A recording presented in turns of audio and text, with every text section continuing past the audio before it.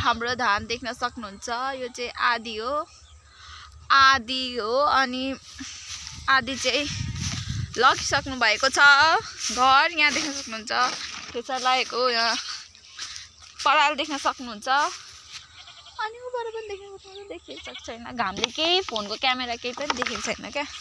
हेर त बोतल यतिकै छ, यो बोतल एउटा नि होस् लगेर जानु पर्यो, गिलास त चाहिन्छ नि त, लगेर जानु पर्यो। एउटा गुल्ठीको यहाँ बेस्ट रहेछ फेरि।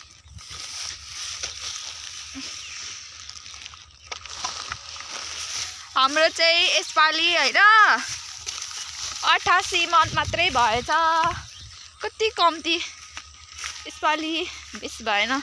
धान काट्नेहरूले नि धान काट्दाखेरि सबै छोडेको छ, यति धेरै छोडेको छ नि, सबै छोडेको छ। मजाले धानै काटेको छैन, लापरवाही तरिकाले धान काटेको छ अनि लापरवाही तरिकाले छोडेको छ। कुन चाहिँ परो धान काट्नेहरू पनि एकदमै ठग परो जस्तो छ। यो मेरो भिडियो देख्यो भने चाहिँ सालाहरू कस्तो ठग परेछ के। यति धान काट्नुको लागि 3 दिन लगाइदियो हौ, त्यो पनि कति धेरै जन लाग्यो।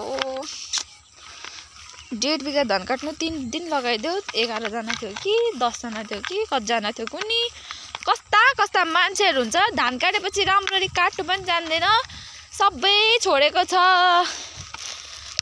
कता धान काट्नै बिर्सेको छ, काटेर पनि लाथालिङ्गे चल्ला बिल्ला राखेको छ। पाप लाग्छ क्या, पाप लाग्छ तिनीहरूलाई त, पाप लाग्छ अर्काको धान यसरी काटिदिएर। त्यही भएर पोहोरको साल हाम्रो 100 मन भएको थियो होइन,